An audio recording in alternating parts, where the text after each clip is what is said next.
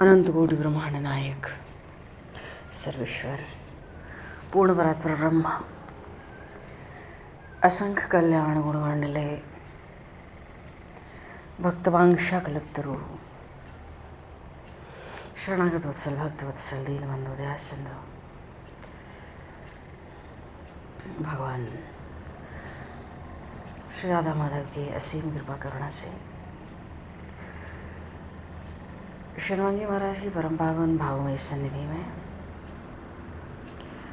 महापुरुषों की भावमयी उपस्थिति में एवं आप सभी श्रद्धालु भक्त वैष्णवों की मंगल सन्निधि में मानव जीवन का सर्वोत्कृष्ट फल भगवत गुणगान भगवत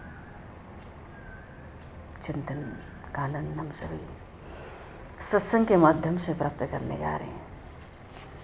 सर्वप्रथम आप सभी भक्तजनों के श्री चरणों में भगवत भाव से सादर वंदन सादर नमन।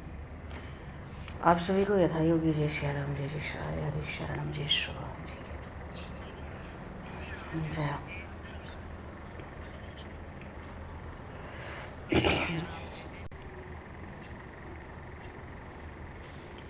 कृष्णात् परम किमपि तत्त्वमहं न जाने।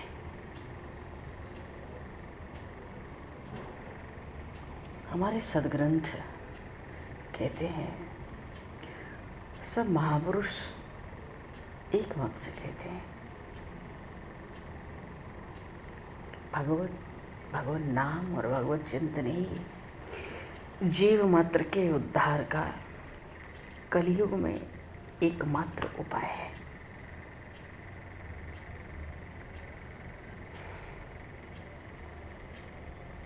भगवान के नाम की, भगवान के चिंतन की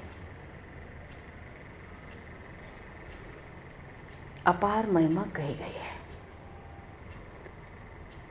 अरे वो महिमा जो भवरोग को मिटा दे जीव के, वो अपार ही है।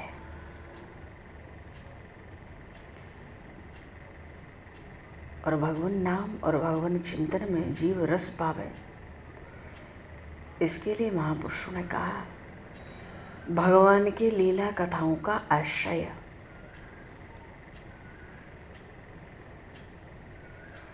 भगवान के चरित्रों का आश्रय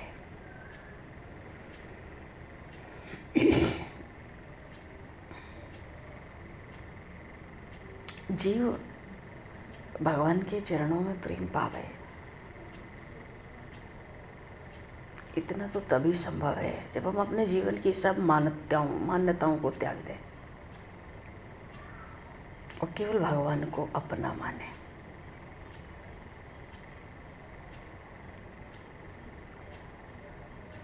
क्योंकि जब तक पाप है हमारे भीतर वासना, पाप के संस्कार हैं, वासना की प्रवृत्ति है, कामनाओं की, भोग की प्रवृत्ति है। पर भगवान नाम महाराज की ऐसी अपार महिमा, उससे सब दब जाते हैं, पिस जाते हैं समय के साथ। संतों की वाणी में आया, एकमात्र प्रभु को अपना मानना और कुछ नहीं चाहना, यही भगवान के प्रेम प्राप्त करने का उत्तम साधन है। बहुत तप यज्ञ करने से प्रेम की प्राप्ति नहीं होती। क्यों? ये क्रिया प्रधान है। भगवत प्रेम की प्राप्ति भाव प्रधान है। तब तो हिरण्यकश्यप और रावण ने भी बहुत किए थे, पर उनको भगवत प्रेम की प्राप्ति तो नहीं हुई। 1000 यज्ञ, अश्वमेघ यज्ञ करके देवराज इंद्र स्वर्ग का राज्य करता है, उसे प्रेम की प्राप्ति नहीं होती।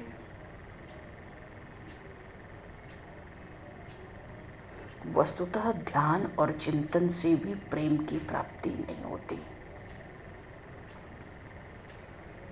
भगवान का ध्यान और भगवान का चिंतन करने से हमारे चित्त की शुद्धि होती है। एकांत में बैठकर शुद्ध करो चित्त, सो सुख अनंत पार नहीं। आए के हृदय में रहेंगे गोपाल, साधन सुलभ घर बैठे। ध्यान और चिंतन से चित्त की शुद्धि होती है। जब पाप के संस्कार समाप्त हो जाते हैं, वासनाएं विकार समाप्त हो जाते हैं, मानो कामनाएं और भोग वृत्ति समाप्त हो जाती हैं, तब चित्त की शुद्धि होती है। ध्यान, भगवान के ध्यान और भगवान के चिंतन से यथाशीघ्र जीव की चित्त की शुद्धि होती है। पर प्रेम तो उसके बाद होगा। तो वस्तुतः ध्यान और चिंतन से भी प्रेम की प्राप्ति नहीं होती, इससे चित्त की शुद्धि कही गई। पर प्रेम प्राप्ति का मुख्य साधन प्रभु में अपनी आत्मीयता का वो नहीं है। और वो आत्मीयता संसार में अन्य जितनी भी ममताएं हैं हमारी, सबको त्यागने से ही हो सकती है। अब कोई कहे धन भी मेरा और प्रभु भी मेरा, परिवार भी मेरा और प्रभु भी मेरा। महापुरुष कहते हैं बेईमानी मत करो प्रभु के साथ। स्वामी सरकार से चले न चोर चार की। वहाँ कोई बुरा छिपा और ठगाई नहीं चलती, दोनों बात एक साथ नहीं होती है।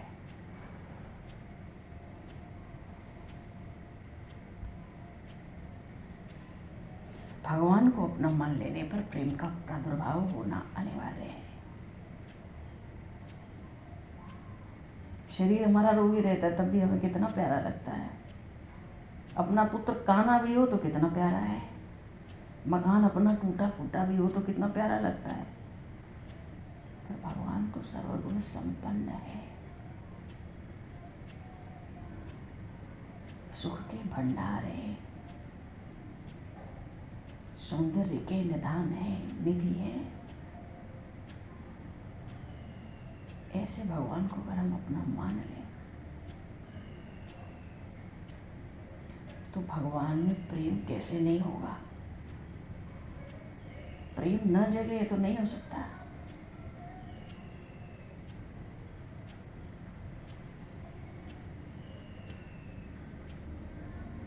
और भगवान के प्रेम की प्राप्ति के लिए श्री रूप गोस्वामी पाद जी भक्ति रसामृत सिंधु अपने ग्रंथ में कहते हैं।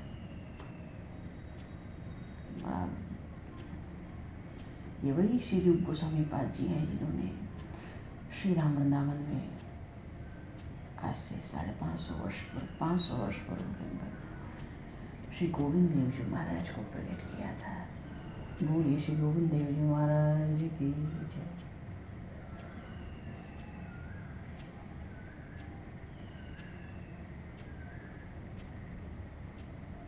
उन्होंने भक्ति के 64 अंगों में बताया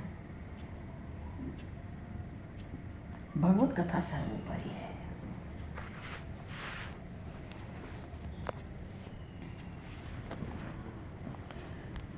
वो भगवान में भी प्रेम करावे, बड़ी भारी सहायक छोड़ो। केवल भगवत कथा श्रवण कर करके ही परीक्षित जी ने तो प्रभु को पा लिया। केवल कथा श्रवण मात्र से भगवान की प्राप्ति भी कही गई है। प्राप्ति, भगवान की प्राप्ति का साधन कथा श्रवण नहीं है। महापुरुष कह रहे हैं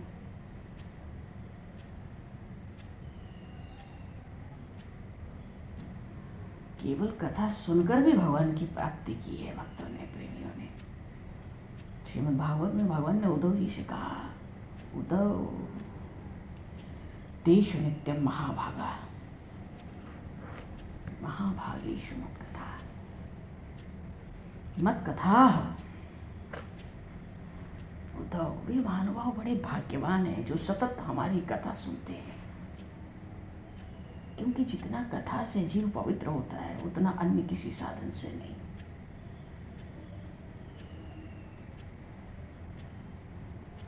पुराण में आया, नित्यम कृष्ण कथा यस्य प्राणादपि गरीयसी न तस्य दुर्लभम किंचित यह लोके परत्यज।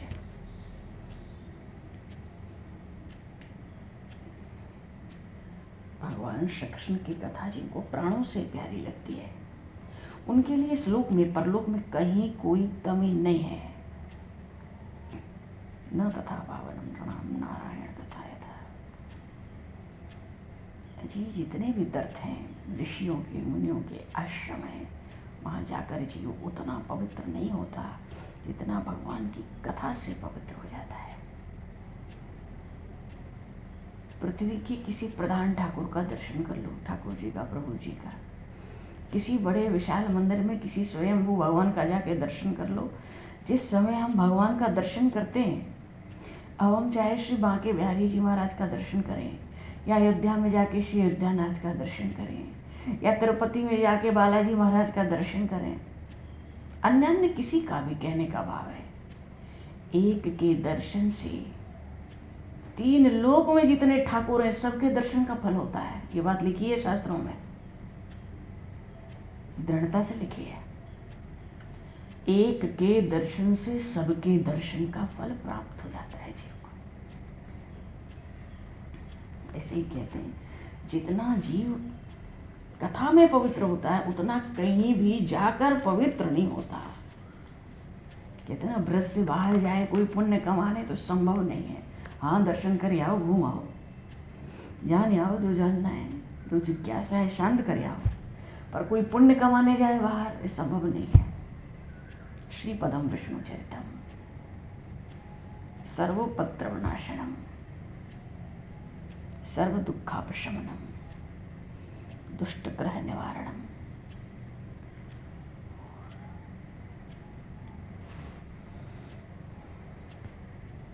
भगवान की कथा सुनने से अनेकों प्रकार के उपद्रव हमारे जीवन के शांत हो जाते हैं।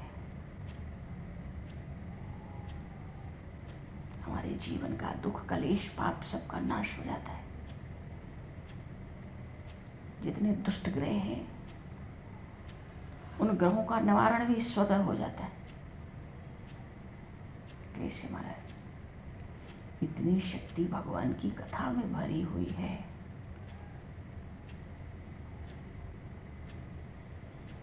भगवान जगन्नाथ की बड़ी सुंदर सुंदर कथाएं हैं, गुंडेजा मंदिर की बड़ी सुंदर सुंदर कथाएं हैं। पहले सुनो कथा की महिमा और सुनेंगे हम लोग। पुराणों में सूत जी ने कहा, अभी तो भगवान जगन्नाथ का समय ही चल रहा है, उनकी कथाएं अवशेष हैं क्योंकि उनकी महिमा अवशेष है। पृथ्वी के भगवान है श्री जगन्नाथपुरी, तो भगवान का घर है, और जगन्नाथपुरी के माध्यम से साक्षात वैकुंठ पृथ्वी पर विराजमान है। भगवान की प्राण प्रतिष्ठा की ऐसी कथा है कि बुद्धि में न समावे। पर सूत जी पुराणों में कहते हैं, भगवान की कथा सुनने की कितनी महिमा है। हरि भक्ति कथा मुक्त्या। हे ऋषियों, 88,000 ऋषि बैठे रहते हैं, सूत जी कथा कहते हैं। हे ऋषियों, जो कथा कहते हैं, जो कथा सुनते हैं, उनका पाप दूर हुआ, इसमें क्या शंका है? अरे, यदि कोई पापात्मा जीव भी दूर से भी कथा कहने वाले या कथा सुनने वाले किसी का दर्शन भी कर ले, तो वो पापात्मा जीव दूर से ही तत्क्षण पवित्र हो जाता है। पर जो कथा कहते हैं, जो कथा सुनते हैं, उनका पाप दूर हुआ, इसमें क्या संशय है, क्या शंका है? पर एक बात है, कथा कहने और सुनने का अधिकारी कौन है, ये एक विशेष बात है।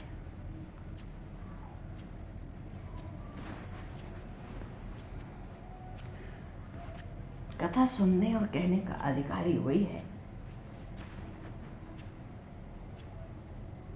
जिसमें मात्सर्य दोष ना हो। ये एकदम प्रधान बात है।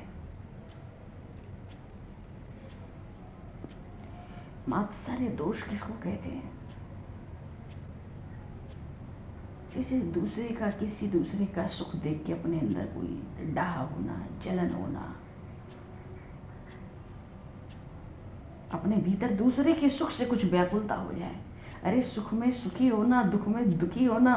भगवान श्री राम ने भरत जी महाराज को जब संतों के लक्षण बताए, उत्तरकांड का प्रसंग है, वहां पर भगवान श्री राम ने बताया, पर सुख सुख दुख दुख देखे पर।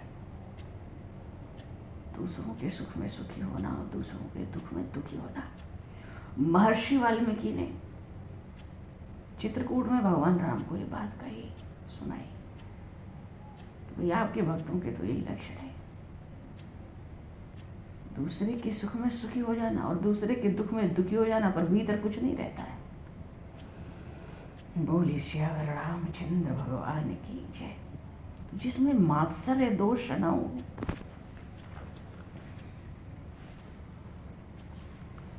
मात्सर्य दोष है तो पहले नाम महाराज की शरण में जावे।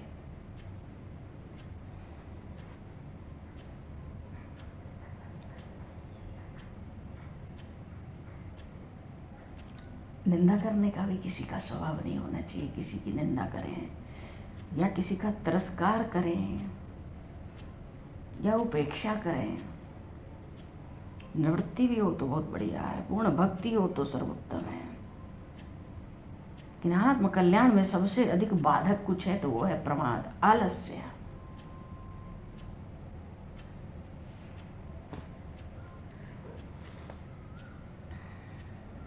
भ्रमर गीत में तो श्री जी ने उद्धव जी से कहा, श्रवण चरित लीला करण पीयूष वाह विहंग धर्म भिक्षुचर्याम चरति।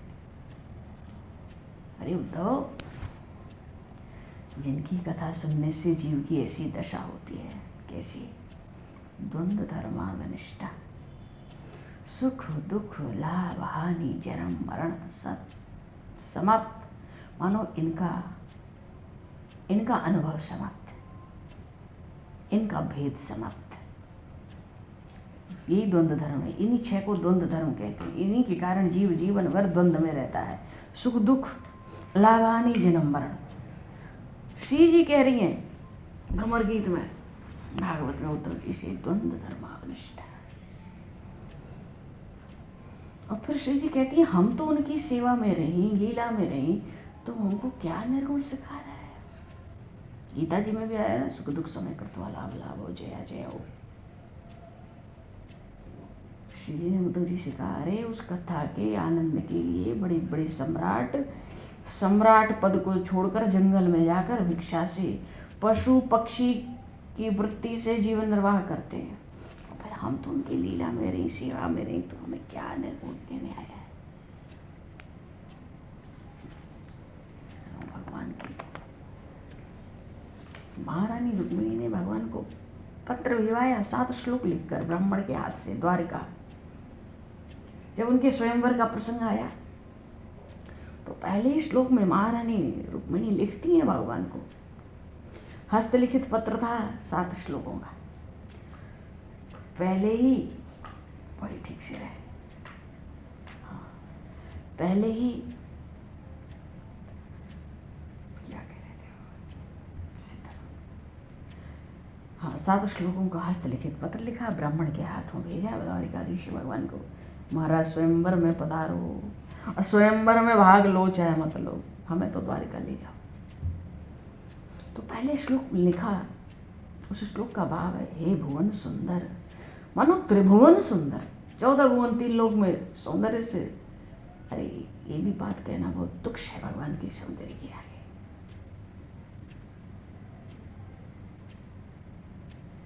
एक महापुरुष कहते थे, जब मैंने लोगों से भगवान के सौंदर्य की बात कही तो लोगों ने मुझे पागल बताया।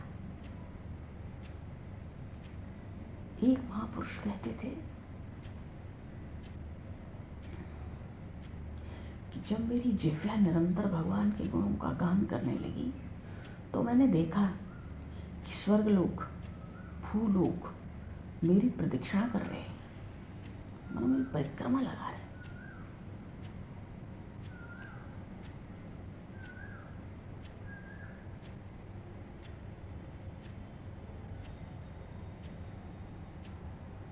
सब जानत प्रभु प्रभुता सोई, तदपि कहे बिन रहा न कोई। वही बात है। अच्छा, तो उस प्रथम श्लोक का ही भाव क्या था कि हे भुवन सुंदर, आपकी कथा कान के द्वारा, कर्ण के द्वारा हृदय में प्रवेश करती है, और फिर तो अंग अंग के ताप को जलाकर मानो नस नस के पाप को निकाल बाहर कर देते। भगवान जब थे तब भी भगवान की कथा सुनी जाती थी, उनके चरित्र दिन रात गाए जाते थे। अयोध्या में भगवान श्री राम जितने घर थे नगर में, सबके घर में भगवान श्री राम का गुणगान होता था, चरित्र गाए जाते थे, सब साथ बैठकर कहते सुनते, और सबके घरों में चित्रकारी थी, मानो साक्षात कामदेव ने बनाया हो और भगवान के ही लीलाओं का चित्रण होता था। गोपी गीत गाया गोपियों ने भगवान के विरह में। कथामृतम्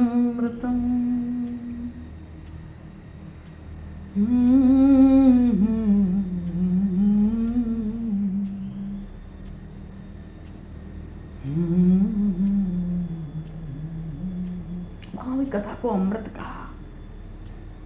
कल्मषात्मा कभी भीरितम तप्त जीवनम, ये कथा का ही तो विशेषण है।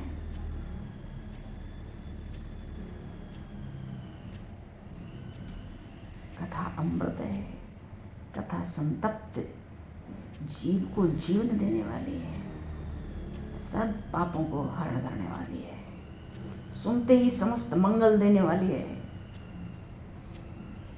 गोपियाँ कहती हैं पृथ्वी पे वही सबसे बड़े दानी है जो आपकी कथाओं का दान कर रहे हैं। भूल गढ़ंते थे भूल गायना। ऋषि मुनि सब इसी का गायन कर रहे हैं।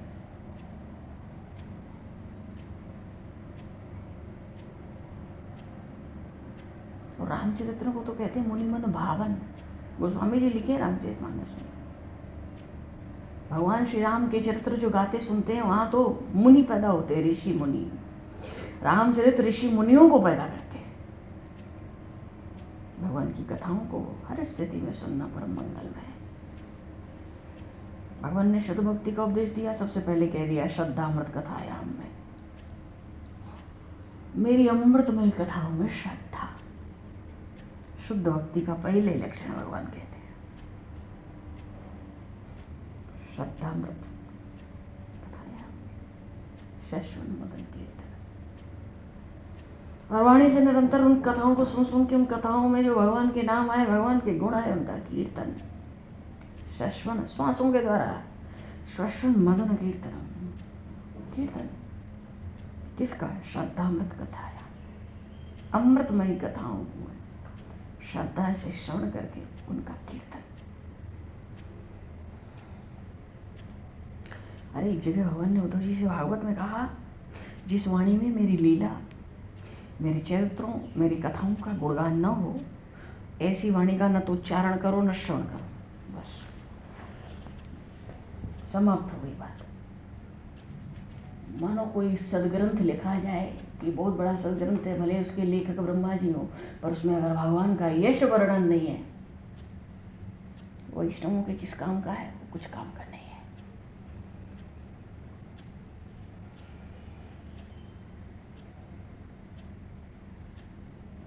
महर्षि वाल्मीकि से चित्रकूट में भगवान राम ने पूछा, महाराज अब तो अयोध्या से चल के बहुत दूर आ गए, अब तो कोई कुटिया बना लेनी चाहिए, पर्ण कुटी।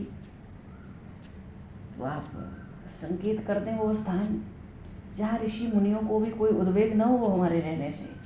क्योंकि भाई जहाँ ऋषि मुनि को रहने में कष्ट होता है तो राजा जीते जी नरकगामी होता है।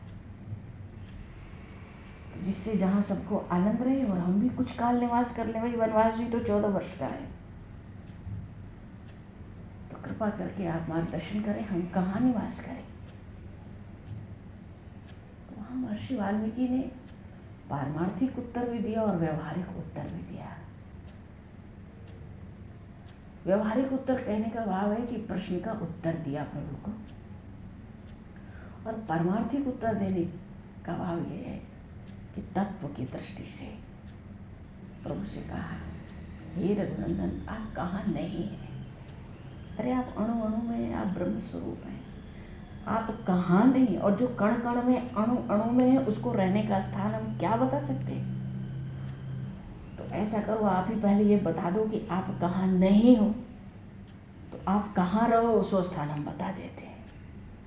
प्रभु मन में हंस गए, मुस्कुरा गए। पर परमार्थिक उत्तर पे के व्यवहारिक उत्तर भी दिया। 14 स्थान बताए कि आप कहाँ रहो, उसमें जो सबसे पहला स्थान बताया महर्षि वाल्मीकि ने, श्री रामचरितमानस में। जिनके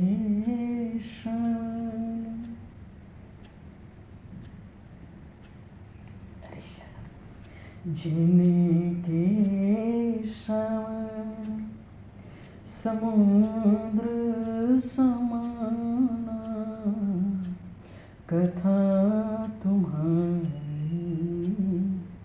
सुभग सरीना भर ही निरंतर होए न पूरे तिनके हृदय तुम कहाँ गृह जय जय सिया राम जय जय जय सिया राम जय जय सिया राम जय।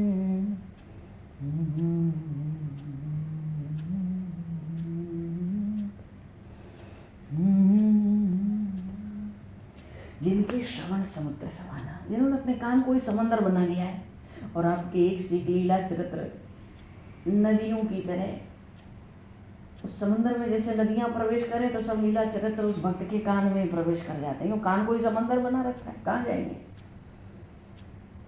और इतना भरने के बाद समंदर में कितनी भी नदियां प्रवेश करें, कितना भी जल हो, बाढ़ आती नहीं, समंदर को तृप्ति होती नहीं, कोई रुकावट नहीं है।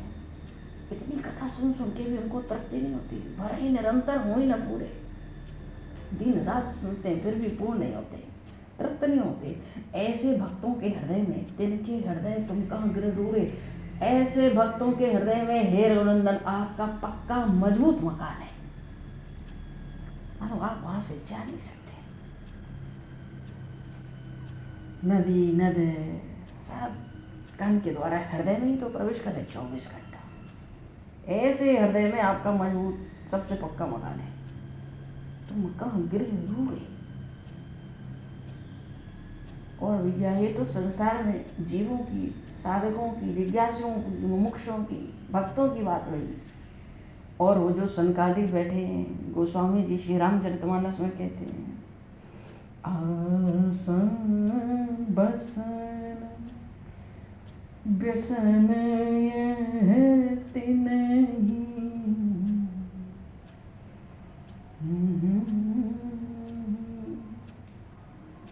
व्यसन क्या है? तिनहि मन सनकादिक, सनक सनंदन सनातन और सनत कुमार जी महाराज। व्यसन क्या है? कुछ लत लगी है क्या? रघुपति चरित होहि ताहाँ सुन,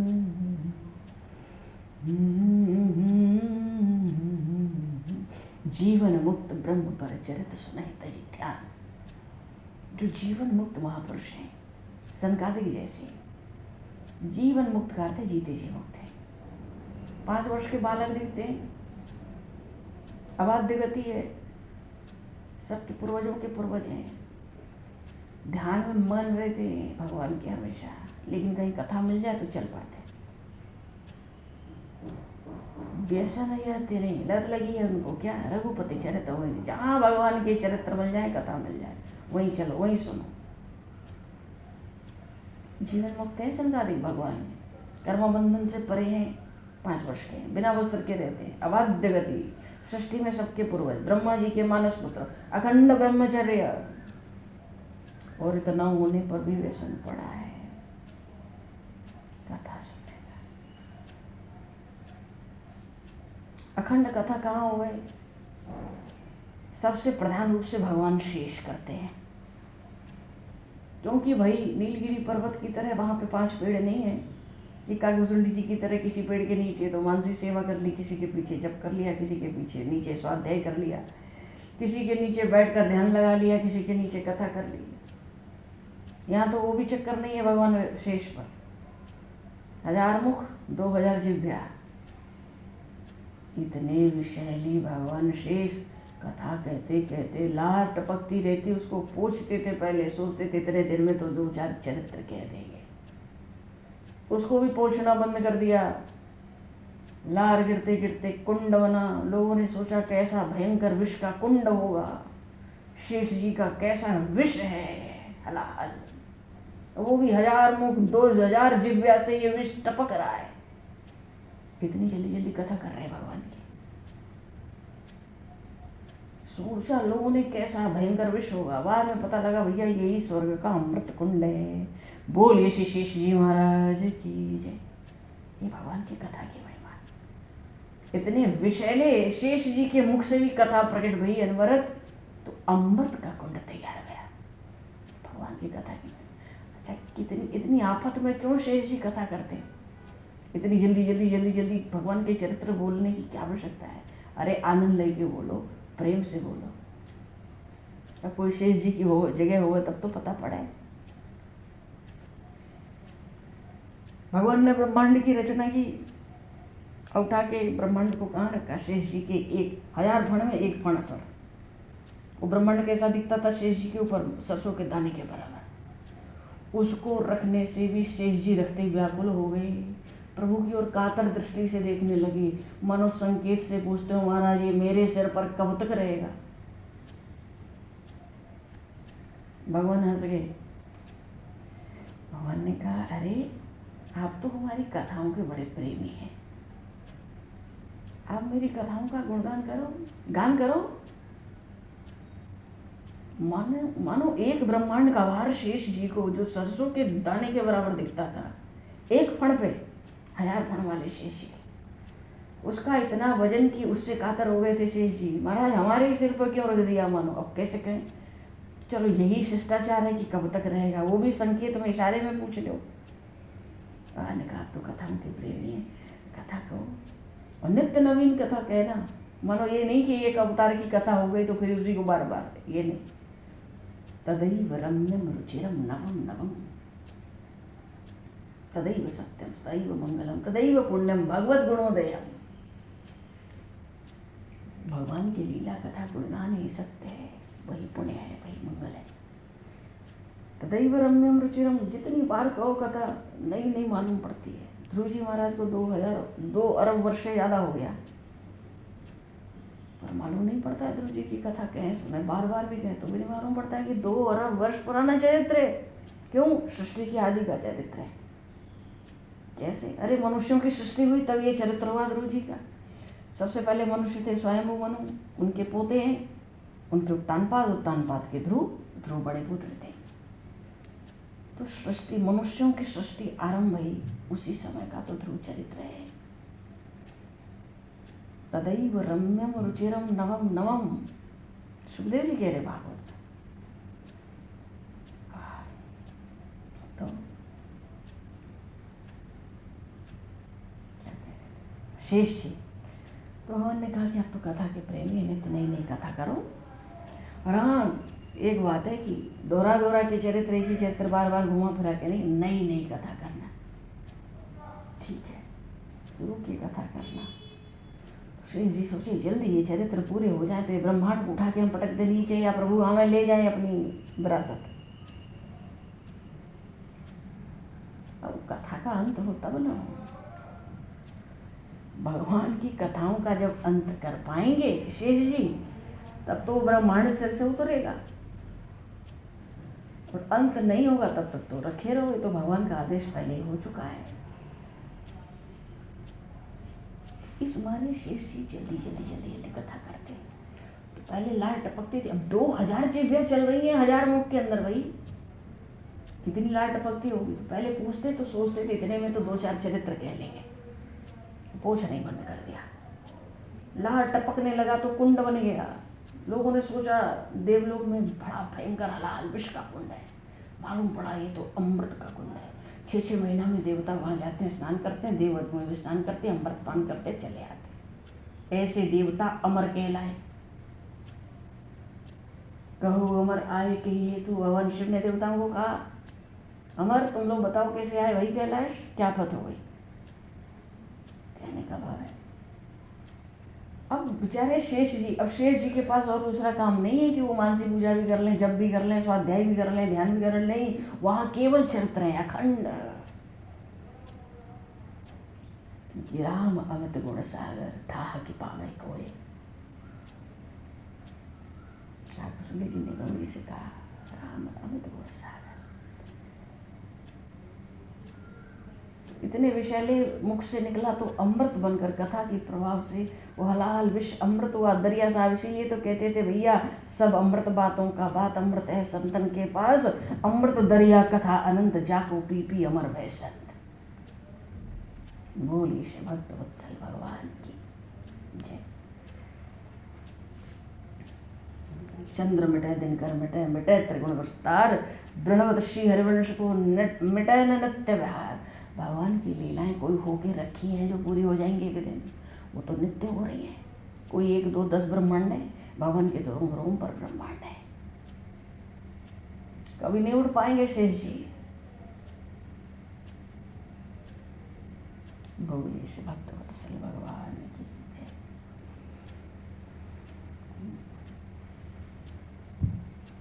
श्री कृष्णचंद्र भगवान की जय। श्यावर रामचंद्र भगवान की जय। अब आगे के प्रसंग में कथा की महिमा बहुत है, पर पहले हम लोग कथा सुनेंगे, कहेंगे कुछ भी कथा जो प्रभु सुनाएंगे। और फिर कथा की महिमा बहुत है। फिर कथा कहने वालों को छोड़ो, कथा सुनने वालों की बड़ी अपार महिमा है। वैष्णवों की बड़ी महिमा है, क्योंकि भगवत प्रेम भगवत भक्ति की पूर्णता भक्त भगवंत से ही होती है। कोई भी भक्त चरित्र भगवान के चरित्र के बिना पूरा नहीं होता। उसमें भगवान जरूर रहते हैं, और भगवान का कोई चरित्र हो तो उसमें 2-4 भक्त जरूर होते हैं। भगवान ने सृष्टि बनाई ही घूमने फिरने के लिए, भक्तों के संग प्रेमियों के संग, नहीं तो अकेले क्या खबरा था। पर एकाकी ना रमते। भगवान कह रहे अब अकेला अच्छा नहीं लग रहा सृष्टि में, सृष्टि करो।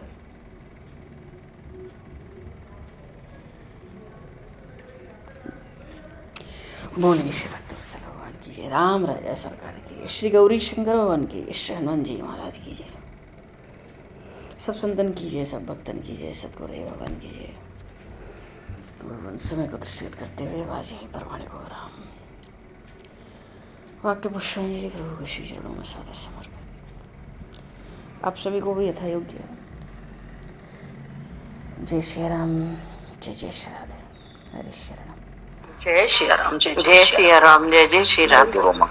हरे चरण आप बहुत बहुत प्रणाम। सब संगत को जय गुरु।